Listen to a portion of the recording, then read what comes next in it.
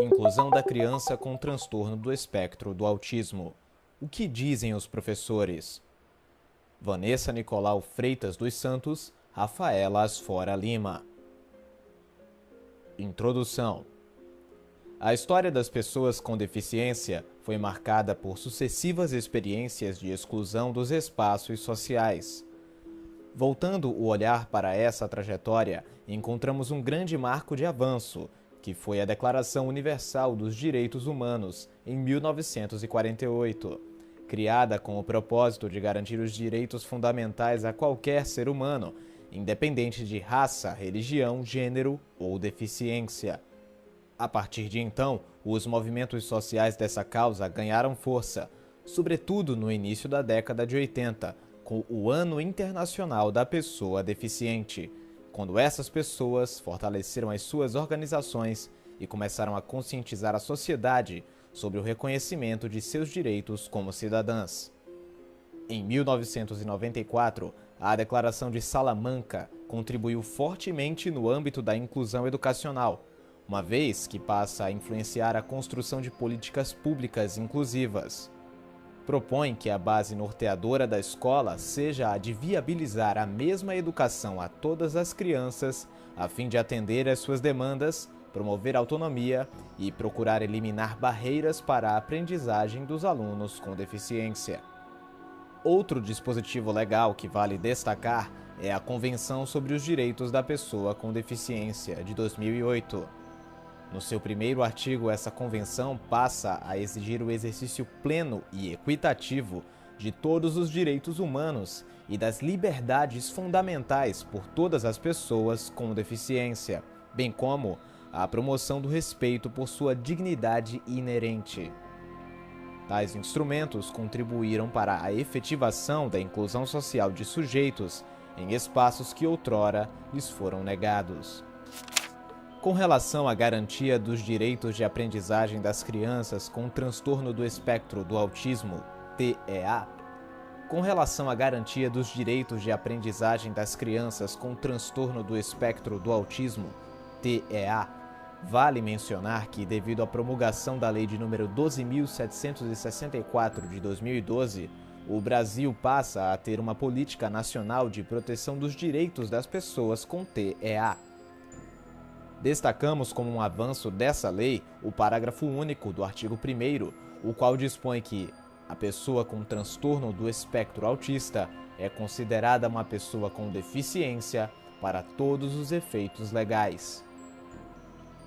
A partir dessa nova lei, o Estado deve garantir o direito à educação desses indivíduos para o pleno desenvolvimento como pessoa nas escolas regulares, já que muitas dessas crianças ainda estão em escolas especializadas ou mesmo fora delas. O autismo, a partir do Manual de Diagnóstico e Estatística de Transtornos Mentais DSM-V de 2013, passou a ser considerado um transtorno precoce e inicial do desenvolvimento neurológico, localizado em uma categoria específica chamada de transtorno do espectro do autismo, TEA. Essa categoria inclui, além do autismo, o transtorno de Asperger, o transtorno desintegrativo da infância e os transtornos invasivos do desenvolvimento sem outra especificação. Especificamente, o autismo é um transtorno que surge no início da infância. A criança com autismo apresenta déficit social, comunicativo e comportamental, de acordo com a APA, em 2013. A sua definição está relacionada à extensão dos prejuízos na tríade qualitativa desenvolvimental: interações sociais, comunicação não verbal e verbal e comportamento, como, por exemplo, interesses restritos e repetitivos. Apesar de esses aspectos possibilitarem o diagnóstico, outros prejuízos são descritos na literatura da área, como, por exemplo, falhas no desenvolvimento sensorial, no desenvolvimento da autoconsciência e na capacidade de compreender regras sociais. Fiore Correia, Lampreia, Soeiro de Campos, em 2010. Assim, para garantir que a criança com TEA ingresse na escola, permaneça e tenha acesso a uma educação de qualidade, algumas barreiras devem ser rompidas e a primeira delas é a atitudinal, de acordo com Sanchez, em 2005. A impotência e o medo geram falsas crenças de que a escola e o professor não poderão contribuir para a aprendizagem dessas crianças. Os professores precisam enfrentar o desafio da inclusão. É essencial que um trabalho em parceria seja desenvolvido, envolvendo toda a equipe multidisciplinar e escolar, sobretudo o professor da sala de aula e da Sala de Aula de Recursos Multifuncional, SRMF. Como o TEA se caracteriza pelo acentuado prejuízo na comunicação e na interação social, resultando até em ausência de oralização, esse prejuízo poderá ser reduzido com o uso da comunicação alternativa. Essa alternativa consiste em outras possibilidades de comunicação e se configura como um instrumento de mediação entre professor, aluno e família, de modo que o sujeito com TEA não fique prejudicado ou excluído do universo escolar, que é carregado de vivências comunicacionais. Nessa direção, compartilhamos o que defende Schmidt em 2013, quando afirma que o desafio atual encontra-se ligado à escolarização de pessoas com autismo no ensino regular como forma de inclusão educacional e social. O objetivo deste estudo foi, portanto, compreender a concepção dos professores da sala de aula e da sala de recursos multifuncionais sobre a inclusão de crianças com TEA, bem como identificar as possíveis barreiras à sua aprendizagem. Acreditamos que a concepção do professor sobre o TEA influencia e repercute em práticas e atitudes que podem favorecer ou ser uma barreira a mais para a efetivação da inclusão educacional dessas crianças. A inclusão da criança com TEA. Barreiras à aprendizagem. Há uma crescente divulgação de pesquisas sobre o TEA. No entanto, persistem no sistema de saúde e de educação dificuldades no diagnóstico, nos encaminhamentos e na intervenção adequada no tratamento do indivíduo. O autismo infantil foi definido pela primeira vez em 1943 por Kanner. Inicialmente foi denominado de distúrbio autístico do contato afetivo, o que causou repercussão na literatura internacional.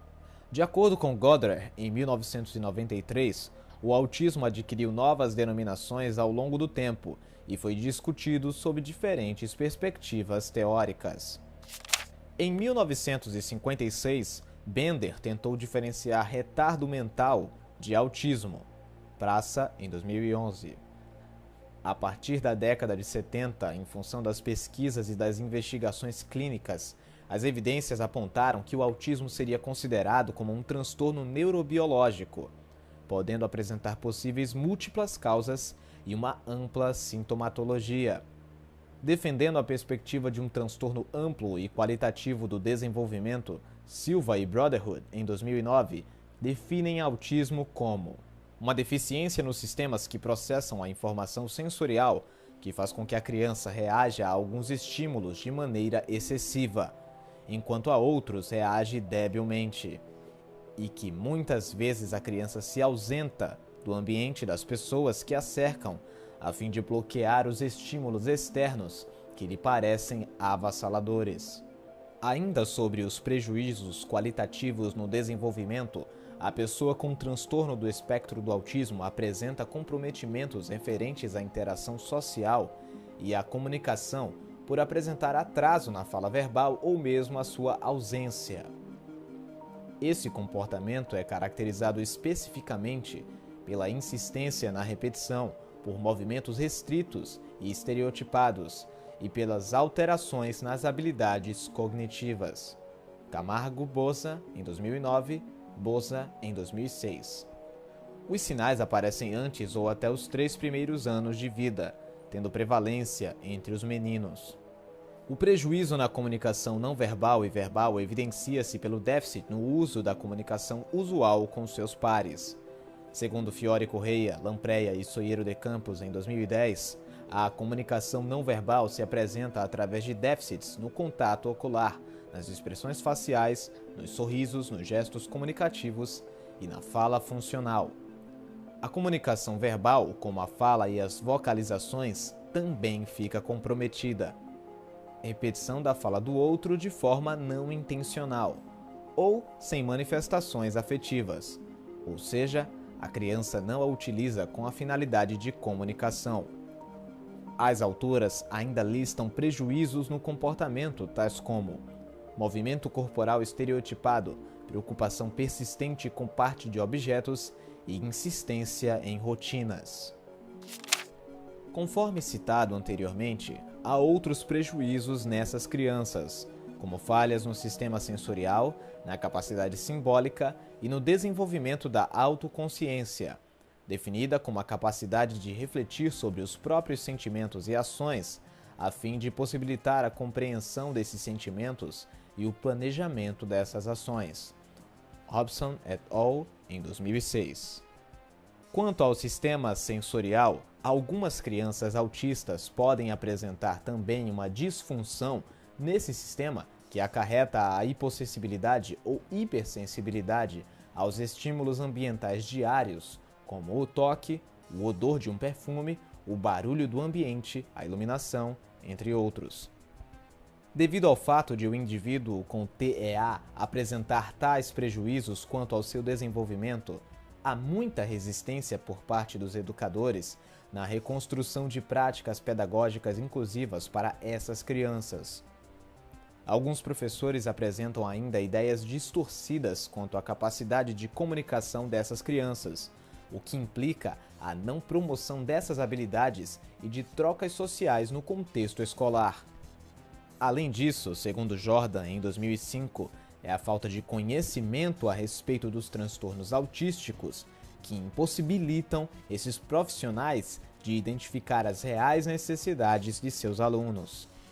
Apesar de a educação de crianças com TEA ser condição garantida pelos dispositivos legais, o que se tem observado na maioria das escolas de rede pública e, sobretudo, nas escolas de rede privada, é a dificuldade da implementação legal em sua totalidade.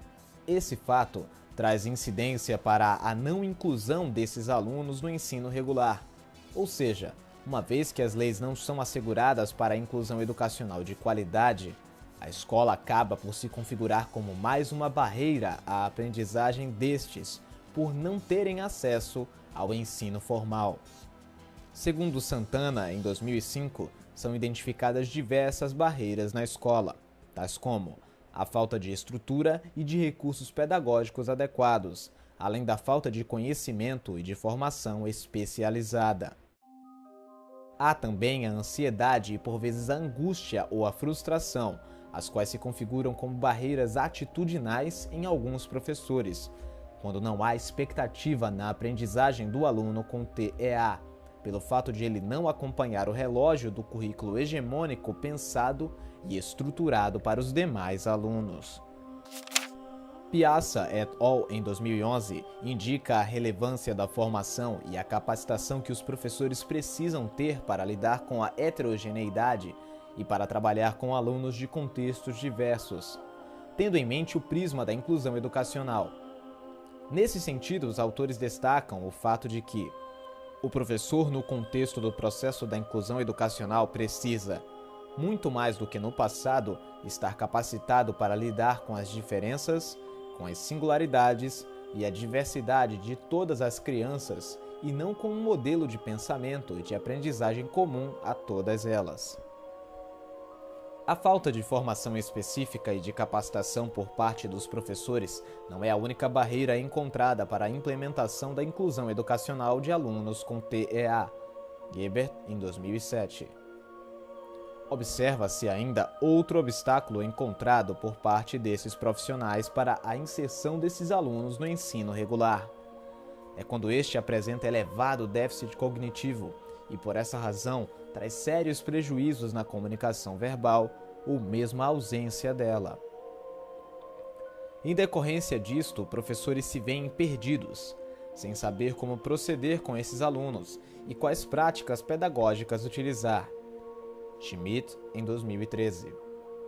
Como não verbalizam, o uso do mecanismo de comunicação alternativa e suplementar dá possibilidades para que esse aluno interaja e expresse o que deseja aos sujeitos que fazem parte de seu convívio. Entretanto, os professores devem ter a compreensão de que esse tipo de comunicação não será feito de forma convencional, mas de modo a respeitar as especificidades dos alunos. Orhu, em 2012, Schmidt, em 2013. Os profissionais não devem esquecer o fato de que cada aluno é um ser individual com especificidades próprias. Além disso, o planejamento do atendimento à criança com autismo requer estruturação de acordo com o seu desenvolvimento, com os avanços, retrocessos e possibilidades que o aluno pode ou venha a apresentar. Bossa, em 2006. Esses procedimentos favorecem um espaço propício para a inclusão escolar de alunos com necessidades educacionais especiais, entre os quais aqueles que apresentem TEA. O professor da sala de aula e da sala de recursos multifuncional. Um trabalho em parceria. As salas de recursos foram implementadas em escolas públicas do ensino regular pelo Decreto nº 6.215 de 2007. A institucionalização desse mecanismo é concretizada mediante o projeto pedagógico da escola. O referido decreto promove no artigo 3º, inciso 1º, condições de acesso e de participação e de aprendizagem no ensino regular e garante serviços de apoio especializados de acordo com as necessidades individuais dos estudantes. Desse modo, requer-se dos profissionais envolvidos no atendimento educacional especializado, AEE, formação específica para atender os alunos com necessidades especiais e para fornecer suporte ao professor da sala regular, como também às famílias desses alunos. A literatura acerca da inclusão educacional do indivíduo com TEA evidencia a relevância basilar da presença conjunta de elementos e agentes que favoreçam essa perspectiva, nomeadamente o diálogo entre o professor da sala de aula e da sala de recursos multifuncional. Sobre a inclusão da criança com TEA, Baptista, em 2002, argumenta que esse processo requer, inicialmente, uma acurada habilidade de avaliação da situação contextual. Quem é o sujeito? Quais são seus vínculos? Quais os pontos de partida para um trabalho pedagógico? Essas perguntas permitem um levantamento de possibilidades que considera o que falta e o que o sujeito possui. Ferreira, em 2005, nos ajuda a corroborar o fato de que essa prática pedagógica deve ser capaz de garantir que o aluno se sinta motivado para frequentar a escola e participar das atividades na sala de aula, deve possuir qualidade curricular e metodológica, deve identificar barreiras à aprendizagem e planejar formas de removê-las para que cada aluno seja contemplado e respeitado em seu processo de aprendizagem. É preciso pensar no sujeito e conhecê-lo para se planejar a intervenção pedagógica adequada, mas vai precisar fazer ajustes nas metas estabelecidas para os alunos com deficiência em função de um currículo inclusivo. É também nesse momento que o professor especialista pode contribuir fornecendo informações de quais são os procedimentos ou os recursos utilizados para a adaptação dos conteúdos às possibilidades desses alunos, de modo a atender às suas demandas e especificidades.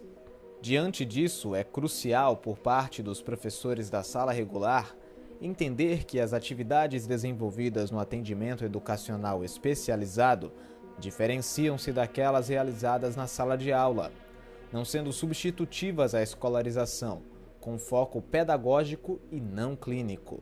Lima, em 2012, página 36. Esse espaço precisa ser concebido como espaço de caráter complementar. Outro componente que facilita a inclusão escolar de alunos com necessidades educacionais especiais, nomeadamente aqueles com o diagnóstico de TEA, é a família, que em sua maioria vai trazer diversas informações sobre o sujeito, auxiliando na realização de uma avaliação que respeite suas limitações e que valorize suas especialidades. Praça, em 2011. Por isso, é fundamental que o professor da SRMF busque alternativas para que os impedimentos sensoriais, pedagógicos, comunicacionais e cognitivos dos alunos com TEA sejam atenuados. Esse profissional, juntamente com o professor da sala regular, irão juntos planejar e estruturar estratégias avaliativas em função das condições citadas. Outra questão relevante a ser considerada é que o dia a dia escolar possui rituais que se repetem. Dessa maneira, é importante que os professores considerem essa rotina parte do processo pedagógico, levando em consideração os alunos com TEA. Assim, é preciso, por exemplo, ter em vista a importância da organização da entrada dos alunos, do deslocamento nos diversos espaços, das rotinas em sala de aula, do recreio, da organização da turma para a oferta da merenda, das aulas em espaços diferenciados na escola, de saída ao final das aulas e outros exemplos de rituais que se repetem e que favorecem a apropriação da experiência escolar. O estabelecimento de rotinas auxilia o desenvolvimento cognitivo necessário à vivência social de todas as crianças, não só daquelas com TEA. Cada profissional tem um papel significativo para a promoção da aprendizagem da criança. Por essa razão, é crucial entender que o professor especialista, juntamente com o professor da sala de aula, são mediadores da aprendizagem, são agentes para a viabilização da inclusão educacional. Dessa forma, é pertinente que concebam o aluno como ser único e como cidadão com direito à educação. Isto porque as limitações dos ritmos e os estilos de aprendizagem de cada um precisam ser respeitados. Gebert, em 2007, Lima, em 2012. Precisa-se, portanto, fornecer acessibilidade comunicacional, já que muitas vezes a criança com TEA não utiliza a linguagem oral, sendo necessário o desenvolvimento de uma comunicação alternativa suplementar que parta sempre do resgate da intenção comunicativa, em muitas situações perdida ou comprometida. Orro, em 2012. Esse recurso deverá ser desenvolvido por ambos. É fundamental não rotular o alunado, bem como adequar metodologias aos estilos de aprendizagem dos alunos com deficiência ou dos que apresentam desenvolvimento típico. Método. Este trabalho toma como base metodológica a abordagem qualitativa, ao procurar aprofundar-se no mundo dos significados das ações e relações humanas, e analisar os fatos e os fenômenos investigados em seu desenvolvimento. Pretendemos também centrar foco nos sujeitos da pesquisa, realizando uma avaliação qualitativa que aponte para os motivos, aspirações, crenças, valores e atitudes e estabelecendo as relações dos fatos e dos sujeitos através de uma análise mais aprofundada. Minayo, em 2002, página 21 e 22. A pesquisa foi desenvolvida tendo como sujeitos 2 professoras de sala regular da escola A e uma professora da sala de recursos multifuncional da escola B. Ambas trabalham com alunos com TEA em escolas da rede municipal da cidade do Recife. Para a seleção dos sujeitos desta pesquisa, foi solicitado a participação das professoras que trabalham diretamente com esses alunos, se elas tinham interesse em participar do estudo. Para a coleta das informações foi utilizado o recurso da entrevista semi-estruturada, por ser guiada pelo roteiro de questões, o qual permite uma organização flexível e ampliação do questionamento à medida que as informações vão sendo fornecidas pelo entrevistado. Belay et al., em 2008, página 3. Composta por 11 questões abertas, a entrevista solicitava que as participantes versassem sobre concepção de educação inclusiva e de transtorno do espectro autista, barreiras à inclusão na escola, condições de acessibilidade à aprendizagem, formação do professor e concepção de um trabalho em parceria entre o professor da sala de aula regular e o da SRMF, dentre outras questões. A seleção desse instrumento metodológico se justifica pelo fato de possibilitar o tratamento mais sistemático dos dados coletados. As professoras foram informadas sobre o sigilo quanto às suas identidades, bem como quanto às informações fornecidas. O percurso da coleta de dados se deu da seguinte forma. No primeiro momento, fomos à escola A e coletamos os dados através das entrevistas realizadas separadamente com as duas professoras do ensino regular. Essas entrevistas foram realizadas em uma sala de aula. No segundo momento, fomos à escola B e os dados foram coletados também mediante o método da entrevista semi-estruturada, realizada com a professora da sala de recursos multifuncional. Essa última foi realizada na própria SRMF da escola.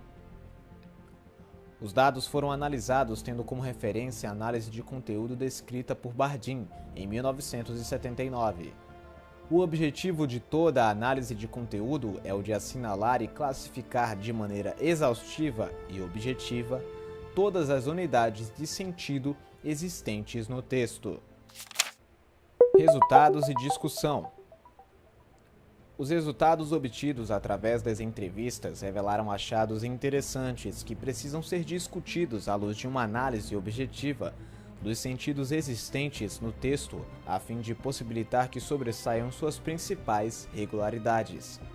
A definição precisa e a ordenação rigorosa das unidades de sentido ajudaram as pesquisadoras a controlar suas próprias perspectivas, ideologias e crenças, ou seja, a controlar sua própria subjetividade em prol de uma maior sistematização, objetividade e generalização dos resultados obtidos. No processo de análise do material, foram elaboradas categorias com base nas unidades de sentido, as quais serão apresentadas a seguir. Para a discussão dos resultados, lançaremos mão de extratos de fala das 3 professoras sobre a concepção de inclusão educacional de crianças com TEA. Doravante, essas professoras serão identificadas segundo os números 1, 2 e 3. Professora 1 e 2, ambas de sala de aula regular, e professora 3, da sala de recursos multifuncional. Inclusão de crianças com TEA. Com o intuito de compreender o que dizem as professoras entrevistadas sobre a inclusão educacional de crianças com TEA, perguntamos o que elas entendem por educação inclusiva. A seguir, analisamos alguns dos trechos das falas das professoras sobre a educação inclusiva. É a criança, o aluno que chega, portador de algum tipo de necessidade. Ele deve ser inserido, deve ser integrado no contexto social, no contexto corriqueiro, seja de uma escola, seja de uma empresa, enfim, na sociedade em geral. Professora 1. A partir do trecho de fala acima, observamos que no caso da professora 1, esta parece conceber a inclusão como integração, o que não garante uma concepção real da educação inclusiva.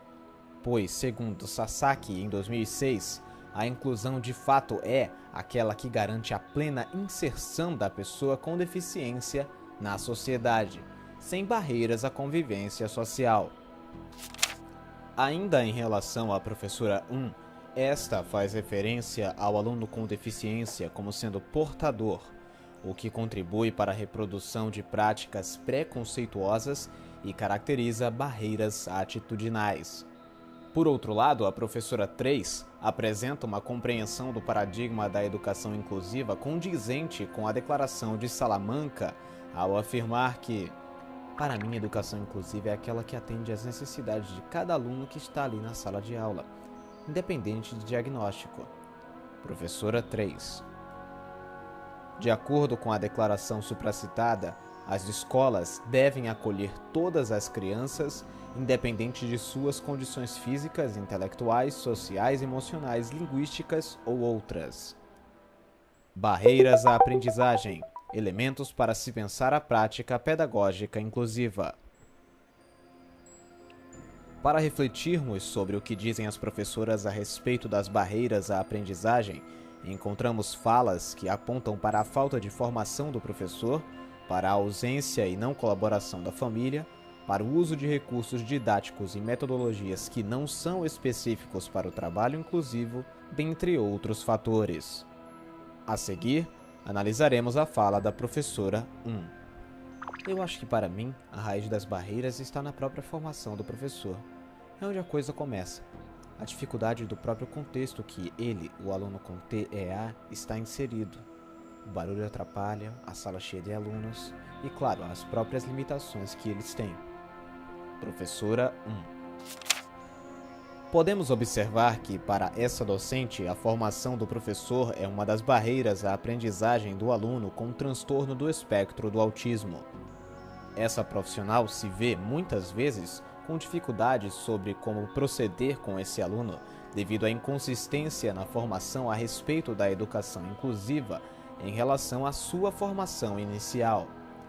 Essas dificuldades são limitações reais e precisam ser sanadas, pois parecem influenciar consideravelmente a prática pedagógica dos professores.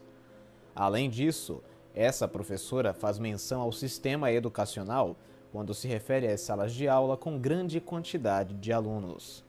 Isto pode, de fato, dificultar consideravelmente o trabalho dessa profissional, pois, como se sabe, o aluno com TEA apresenta impedimentos sensoriais, podendo ter hipersensibilidade aos ruídos e aos sons fortes, os quais lhe causam irritação e desestabilização em seu organismo, reações que trazem desdobramentos para sua aprendizagem.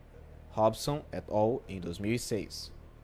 Outro possível impedimento referente à aprendizagem do aluno com TEA parece estar vinculado à inexistência de uma interlocução entre família e escola, como pode ser verificado a seguir.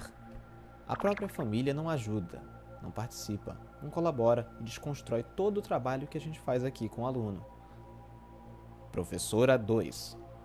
A fala da professora 2 reflete a total ausência de parceria entre a família e a escola, o que prejudica o trabalho das professoras da sala regular e do AEE, pois para que a inclusão educacional ocorra, Serra, em 2010, defende que, independente da proposta pedagógica, um atendimento consciente e responsável não acontece somente no âmbito escolar.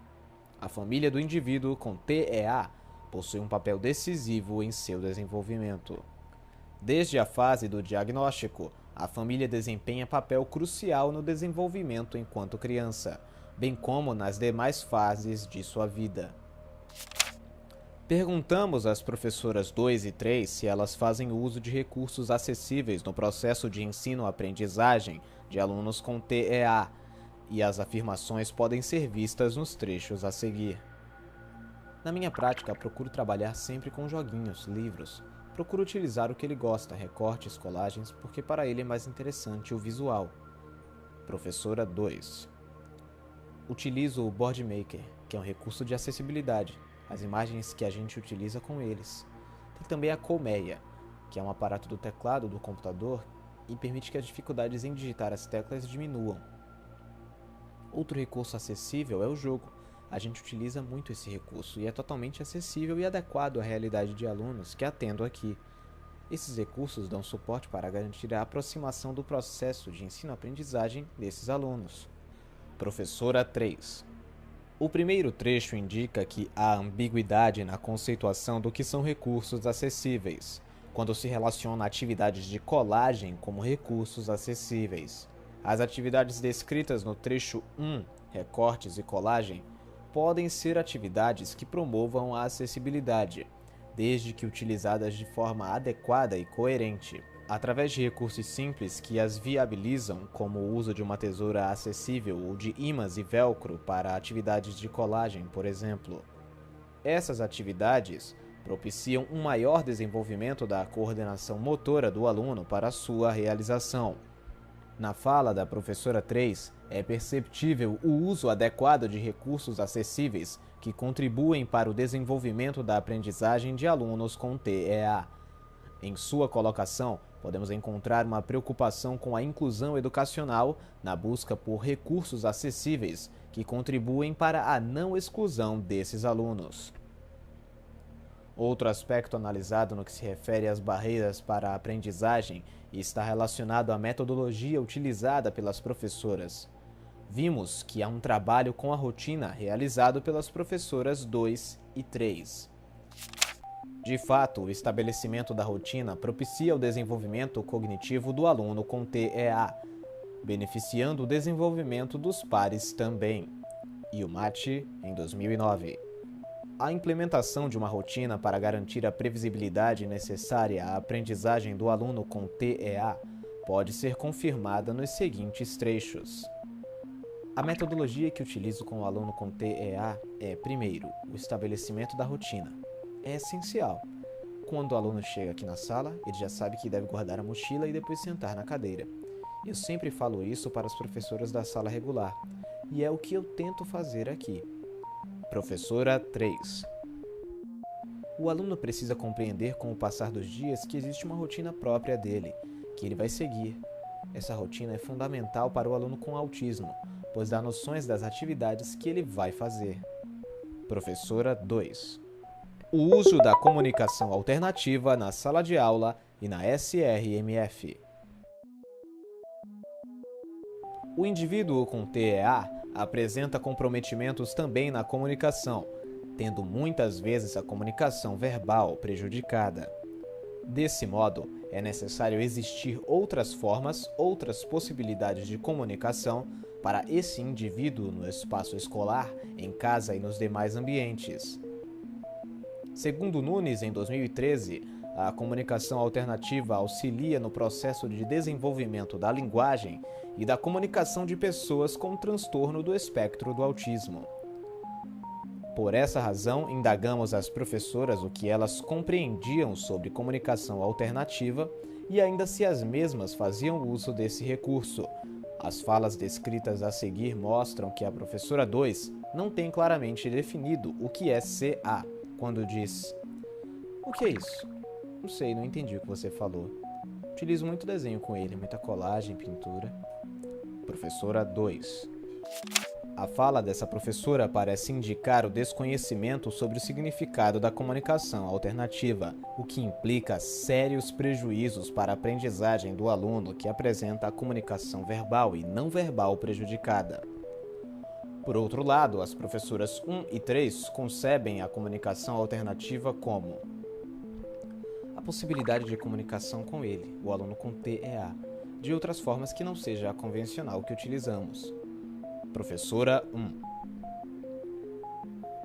São suportes ou procedimentos utilizados para facilitar a comunicação entre nós, para que ele, o aluno com TEA, me entenda e eu o entenda, e pode ser feito através de imagens ou gestos. Professora 3.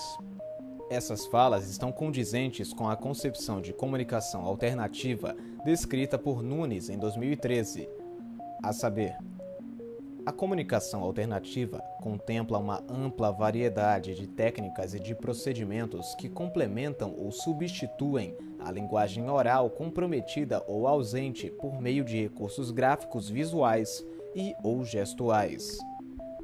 Em relação ao uso da comunicação alternativa com alunos autistas, as professoras 1 e 2 parecem não saber utilizar esse recurso comunicacional, o que pode ser visto nos trechos de fala a seguir. Procuro sempre verbalizar o que vai acontecer. Aponto as coisas para ele aprender e saber que as coisas têm nome. Professora 1. A professora da SRMF é quem sabe trabalhar melhor isso. Professora 2.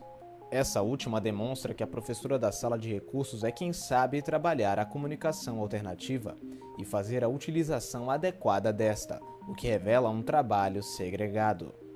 Essa perspectiva pode ser prejudicial ao processo de inclusão educacional, tendo em vista que se devem utilizar recursos acessíveis, quando necessário, por todos os profissionais envolvidos. Tal segregação, apontada por esse extrato de fala, pode prejudicar a perspectiva do trabalho em parceria entre os professores da sala de aula e da sala de recursos multifuncional, pois ambos devem planejar e estudar as estratégias inclusivas em conjunto, bem como discutir as atividades e recursos que contribuam para o desenvolvimento da aprendizagem de alunos com TEA e para a promoção da acessibilidade comunicacional. Lima, em 2012. Considerações. A história da inclusão educacional de crianças e adolescentes com transtorno do espectro do autismo está sendo marcada por negligências, por abandonos, por práticas segregativas e excludentes e por muitos mitos.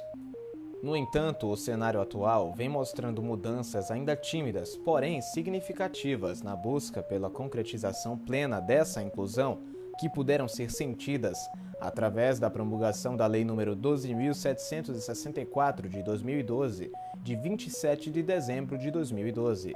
Tal avanço é fruto de lutas movidas por diversos agentes conscientes de que as pessoas com TEA devem ter seus direitos e sua dignidade garantidos, conforme versa a Constituição Federal de 1988. Esses direitos fazem referência à inclusão desses indivíduos na educação formal. A lei, nesse sentido, assinala que crianças e adolescentes com TEA devem estar matriculadas no sistema de ensino regular e, conforme o Decreto de Lei nº 6571, de 17 de setembro de 2008, receber atendimento educacional especializado no contraturno escolar. O objetivo desse atendimento é auxiliar o aluno no desenvolvimento. O objetivo desse atendimento é auxiliar o aluno no desenvolvimento de suas capacidades e competências educacionais de forma adequada, respeitando-se as suas limitações e seus ritmos de aprendizagem.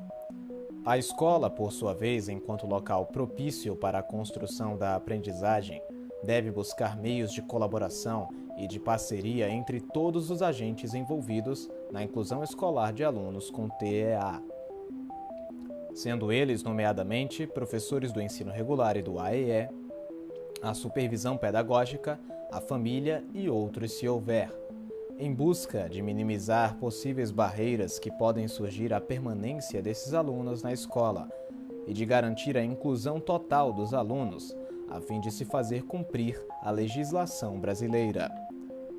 Santana, em 2005, Schmidt, em 2013. No entanto, depoimentos de professores da sala de aula e da SRMF indiciam que há, muitas vezes, barreiras atitudinais para a implementação da inclusão escolar dos alunos com deficiência. Ainda assim, o fato de os professores não possuírem uma formação inicial e continuada consistente, que lhes dê o suporte necessário para lidar com um aluno autista, não pode ser interpretado como barreira à inclusão e nem deve ser identificado como razão para o distanciamento em relação a esse aluno ou, muitas vezes, como recusa à busca de conhecimento e à obtenção de novas práticas pedagógicas que contribuam verdadeiramente para a construção de avanços significativos na aprendizagem de alunos com TEA. Os professores de sala de aula e do atendimento educacional especializado precisam estar conscientes de que são peças-chave para o desenvolvimento de competências nos alunos com TEA. E por isso é crucial que trabalhem em parceria, mantendo, sempre que possível, uma relação harmoniosa. Dessa maneira, torna-se viável a existência de troca de informações sobre o mesmo aluno a partir de olhares diferentes, mas tendo em vista o mesmo prisma, a inclusão e a garantia de seu direito à aprendizagem. Para tanto, esses profissionais devem reunir-se sistematicamente para dialogar, planejar atividades, pensar a avaliação, traçar objetivos e adequar os conteúdos trabalhados no AEE às práticas de sala de aula. O professor do ensino regular e da sala de recursos multifuncional juntos podem realizar trabalhos significativos e complementarem-se para a efetivação da inclusão educacional de alunos com TEA. É evidente que, historicamente, houve avanços na efetivação da inclusão educacional dos indivíduos com transtorno do espectro do autismo. No entanto, há muito o que se fazer para que se concretize em nossa sociedade a inclusão em sua totalidade, como versam os mecanismos legais, e não uma pseudo-inclusão ou uma integração maquiada.